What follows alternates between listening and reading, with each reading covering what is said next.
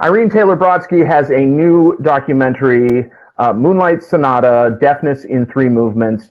I'm Tony Ruiz of Gold Derby, and Irene joins me. And Irene, this film is so personal in a way that, unlike a lot of documentaries that I see, in that you're not just directing this film, but this is involving you as a mother and as a daughter. So at what point did you decide that you were going to tackle this subject matter, particularly with your son and his deafness?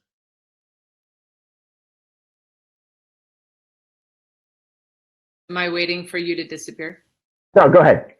Okay.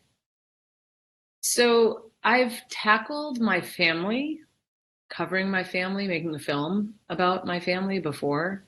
And I was very much thinking that this experience might be like 12 years ago when I was the daughter of my subjects. But this time I'm the daughter of my subjects and also the mother of my subject. And I found that while I embarked on this pretty readily, when my son told me he wanted to learn Beethoven's Moonlight Sonata, I think I thought it would be easier than it was.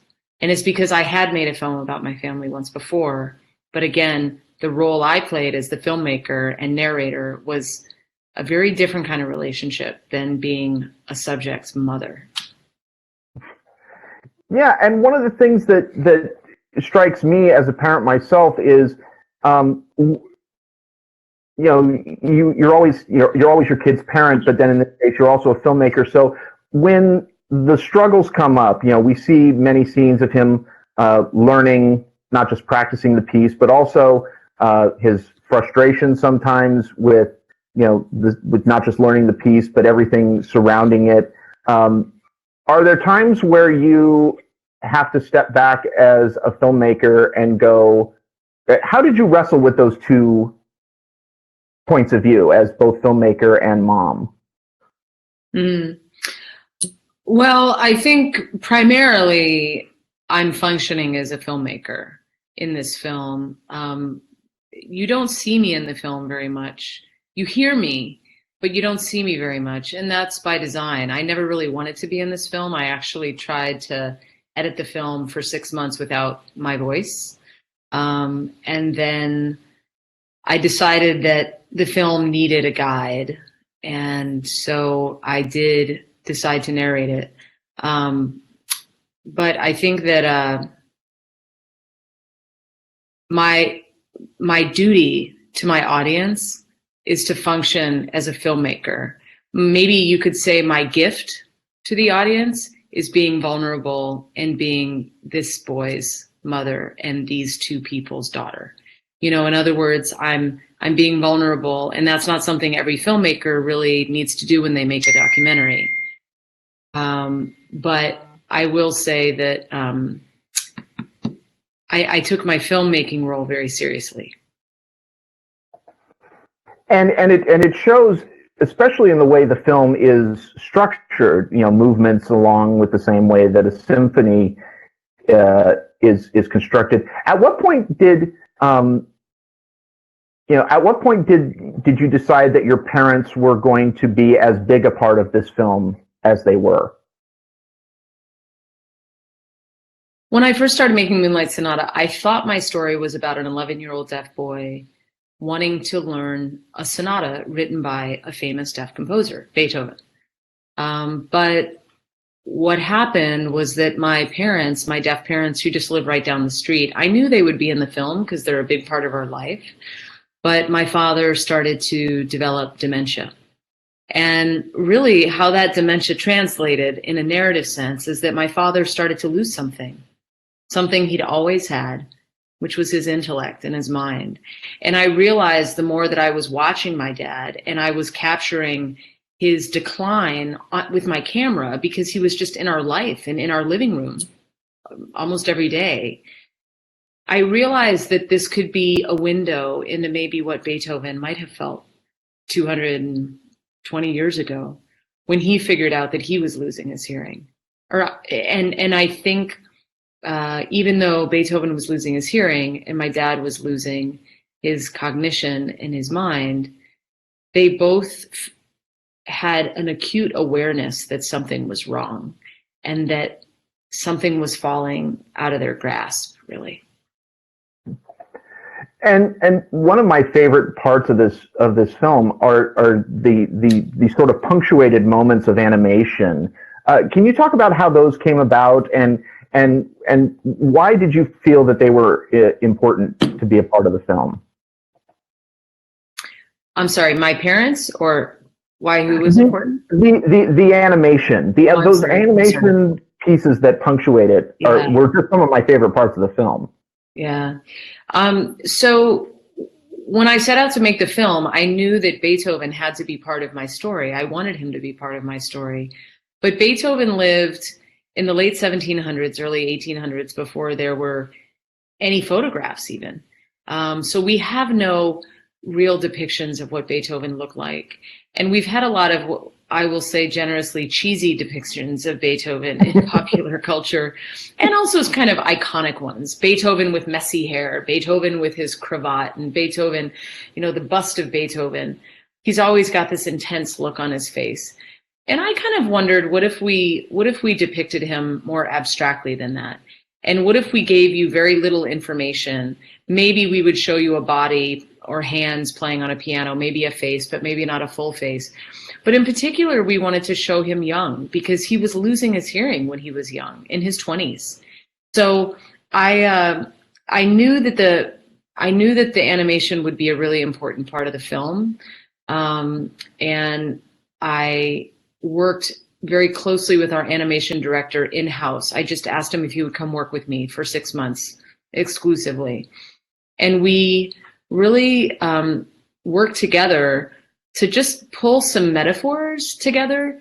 And that's where the bird comes from, and the water in the film really depicts the deaf experience, that idea of like muffled sound.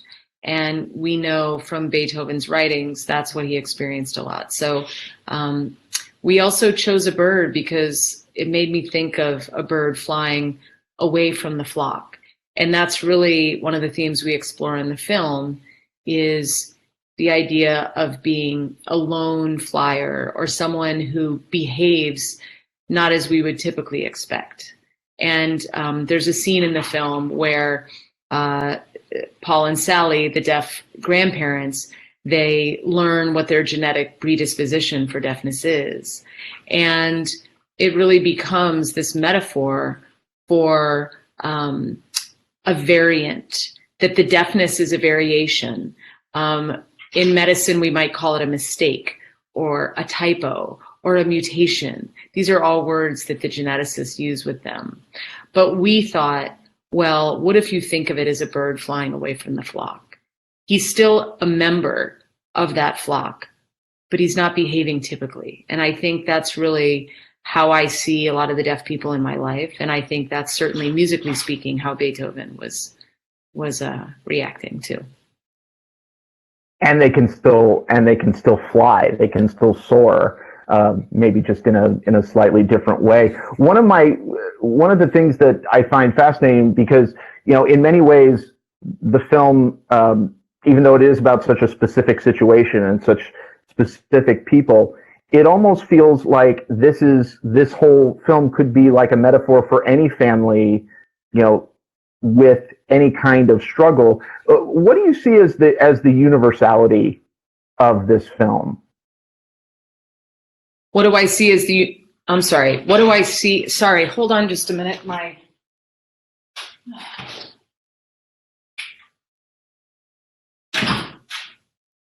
Sorry, my dog was scratching at the door and I got distracted. Can you ask me that again? That's okay. No, but because this film is about such a specific situation, and yet there is something that does seem so universal about it. How do you see the universality of this particular story? Well, I think anyone who grew up in a family, any kind of family, can relate to this film. It's, the family unit really is the structure. You don't have to be a musician. You don't have to have known a deaf person. Frankly, you don't have to care about deafness. I think that really the film, on a on a bigger level or a broader level is about the creative process, creativity. And how we come to our creativity is often through this collection of circumstance and positive attributes, but also attributes that people might consider negative or things that we would have lost. I mean, we think of deafness often as hearing loss, but I think in the case of Beethoven, and I have come to see in the case of my deaf parents and my deaf son, that, you know, they're the people they are not in spite of their deafness, but because of their deafness. And to be specific about Beethoven, I mean, listen to his canon. The majority of the canon that Beethoven wrote is material that he wrote once he was going deaf or completely deaf. By the time he wrote his Ninth Symphony, he was completely deaf. And I think it would be foolish to say he created the Ninth Symphony in spite of his deafness. I think he created the Ninth Symphony because of his deafness. That's a really kind of fascinating viewpoint that I had never really thought about it that way before, and that's really unique. You as a filmmaker, so following that line, what was it about filmmaking that initially just drew you in? Was it something in your upbringing? I mean, how did you gravitate towards filmmaking, and particularly documentary filmmaking?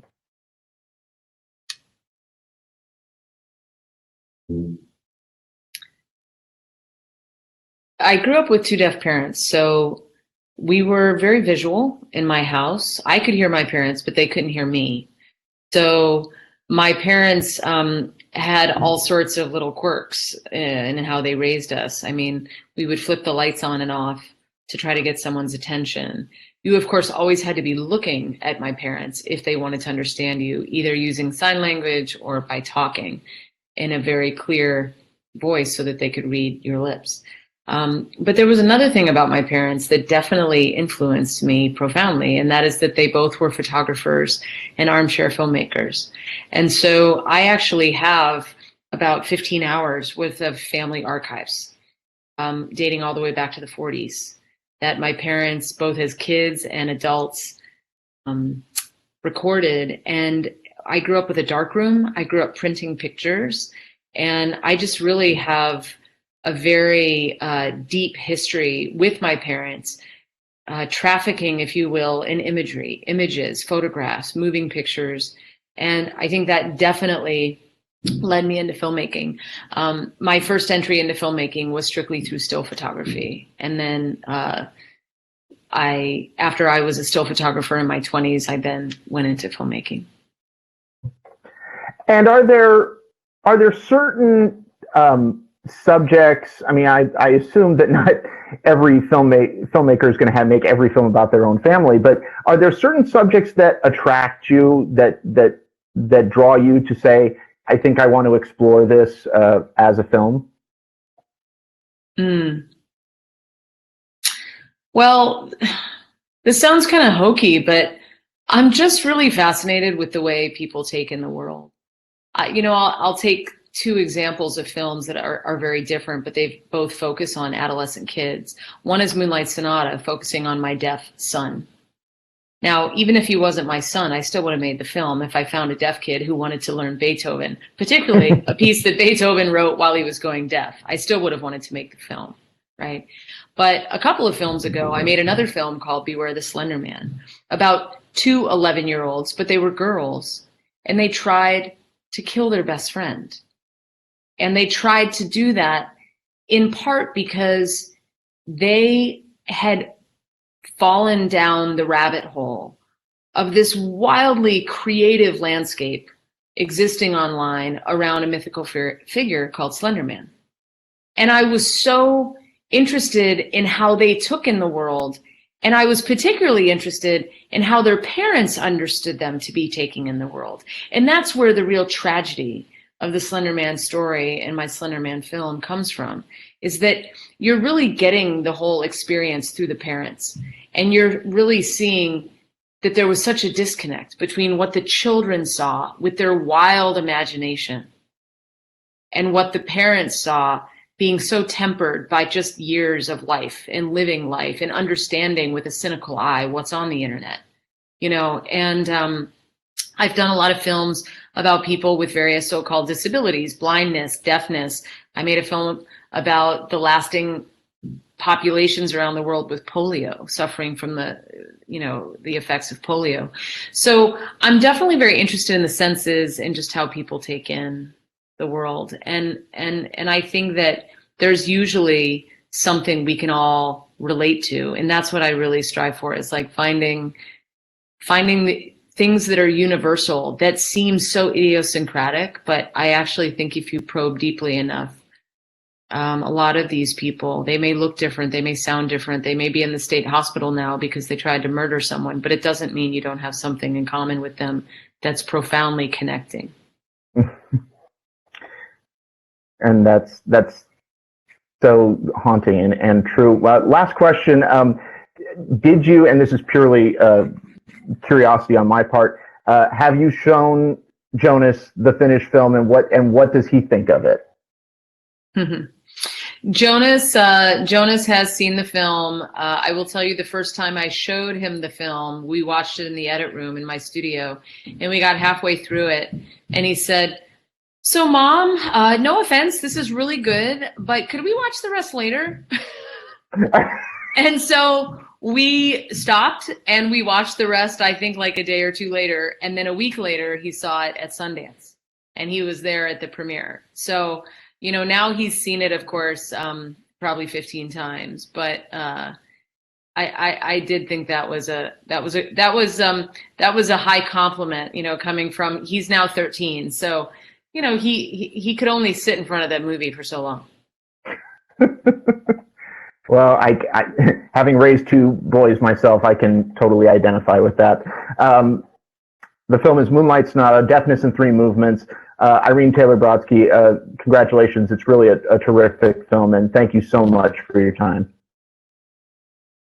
Thanks so much. Thanks for having me.